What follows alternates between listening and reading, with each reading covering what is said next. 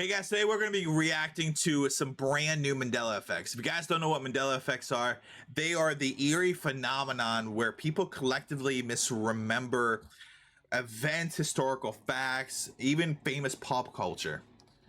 In this video, apparently there's a ton of brand new ones that I didn't know about. So we're going to see if I actually knew these or if I didn't know these. Guys, post in the comments if any of these actually fooled you, or if you misremembered any of these. Also, let me know in the comments if you know of any Mandela effects that a lot of people don't know about. Guys, I'll see you in the next video. Like, subscribe, share the video out, and I'll see you guys in the next video.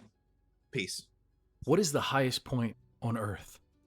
I'm going to give you a second to think about this. Mount Everest, right? The highest point on Earth is Mount Everest. It's what I've been told in school. That's what I've been told in National Geographic. That's, you know. The highest point on Earth.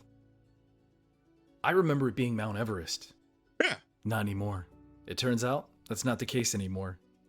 The standard measurement for these mountains is height above sea level. But there's an issue with that. It assumes that the Earth is a perfectly round sphere, which it is not. Gravity and the Earth's rotation make it appear as though it's smushed down in certain parts. This creates a bulge in places such as the sea. So the sea level is a different height at the poles compared to the equator by about 13 miles. All this to say there is an alternative to measuring heights. Instead, we measure the distance from the center of the Earth. Using this math, Mount Chimborazo in Ecuador is the farthest point on the Earth's surface from the Earth's center because of its location along the equatorial bulge.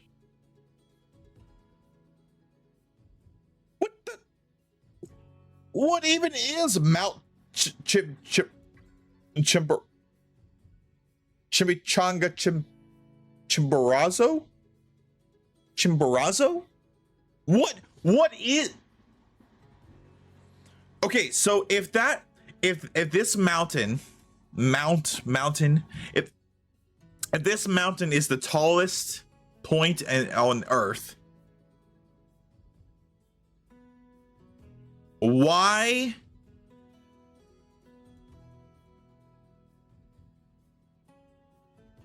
have we never been taught this at school?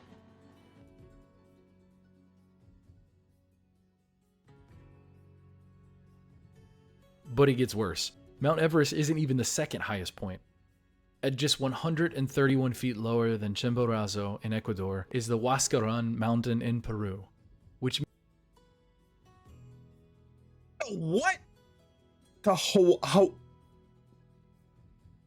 Huascarán? Oh, you know, I'm not gonna lie, these names sound fantastic. I think these names would be fantastic as like a hot sauce.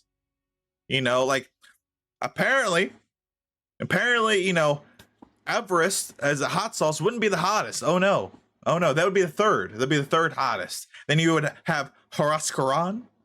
I don't even. I'm saying. How do you say it again? How do you say it again? Chimborazo in Ecuador is the Huascarán mountain in Huascarán. If it's Huascarán, why is there an H? I never understood. Okay, that's a whole different conversation for a different video.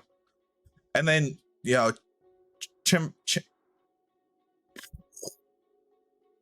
Chimborazo, whatever that C one is. That one would be that, like, the hottest hot spice that you would see on, like, you know, Hot Wings or Hot Ones, whatever that show is. In Peru, which makes it the second highest place using the same center of the Earth measuring system. All this to say Mount Everest is now number 3 instead of number 1. That's and there are mind-blowing. even more complications. Another way of measuring the highest point is to just go from the bottom to the top of the mountain. When you do this, you're ignoring sea level. Which brings us to Mauna Kea in Hawaii, which is the tallest mountain on Earth by far.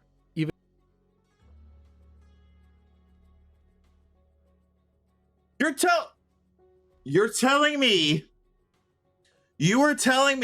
that Mount Everest is not even the tallest mountain above sea level? Then what's so?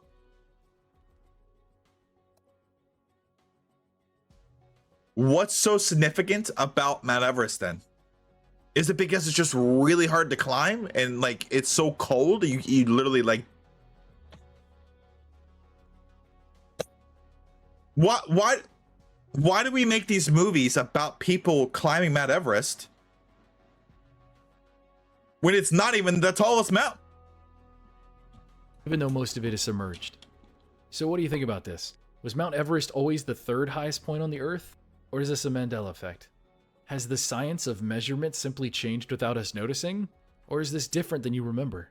Let me know in the comments below. It's definitely different than I remember. Remember the Salem witch trials? Yeah. Tell me, how were the witches executed? All right, I know this one. I know this one for a fact. Ready, chat? Here we go. Coming at you. They were burned. They were tied to a stick, fire around, and they were burned. Fire. Burning. Watch.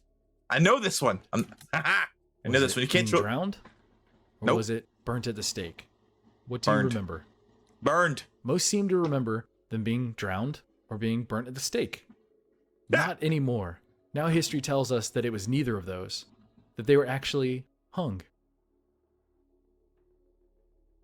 What? You're telling me they were hung? Like hung? I honestly thought with a conviction that witches were burned, because in all the movies, all the TV shows, like say in the witch trials, you saw the witches being burned. So why didn't they just show that the witches were hung? In 1692, the suspicion of witchcraft had run rampant in America and reached a fever pitch in Salem, Massachusetts.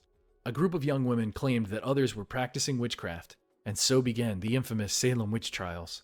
By the time the trials had come to an end, over 150 men, women, and children had been accused, and 19 were executed. How were they executed? Again, most of us remember the witches being drowned or being burnt at the stake, but it turns out that wasn't the case. All of the Salem witches were hung, apart from one male, who died after being pressed under stones for refusing to confess. Ah, religious prosecution. So tell me what you think. I had always believed that they were burnt alive, but that seemingly never happened in America. Is this a Mandela effect for you too? Again, let me know in the comments below. Number 4. When the Library of Alexandria was burnt down, how many books were lost? The Library of Alexandria. I don't know what the Library of Alexandria is, to be honest. But if I'm going to look at this picture, I'm going to guess this is going to be a hot take, a hot guess. If the building was that big, I'm going to say 100,000. I'm going to say 100,000 books. That's a lot of books. Everything? Almost everything? Tell me what you think. Well, it turns out it didn't burn down at all. In fact, it survived for hundreds of years afterwards until its eventual decline. The Library of Alexandria was an incredible idea, to preserve a copy of every book in the world in one place. That was the vision of the rulers of Alexandria 2,300 years ago.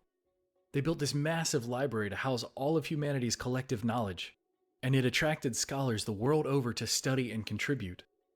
In 48 BC, Julius Caesar attacked Alexandria during the Roman War with the Greeks and burnt up all of the ships in the harbor. The assumption was that this fire spread and that the Library of Alexandria was either burnt up or partially burnt up. Well, so I remember hearing about this. I never actually knew what the Library of Alexandria was. I'd heard about the burning of it and, you know, with Julius Caesar and stuff. But this is interesting knowing that apparently the library was never burned. Now the story goes that it never caught fire and none of the scrolls actually burnt up. It's confusing to me. This goes against everything that I had ever learned, but what can you do? What's interesting to me is that for all 4 of these Mandela effects, there's evidence to the contrary, where people have believed the alternate theory. Well, what we considered the real theory that is now the alternate theory. Let me know what you thought in the comments below. I hope you enjoyed this video and that it got your mind going. History, statistics, logos, lyrics, artwork, everything is seemingly changing.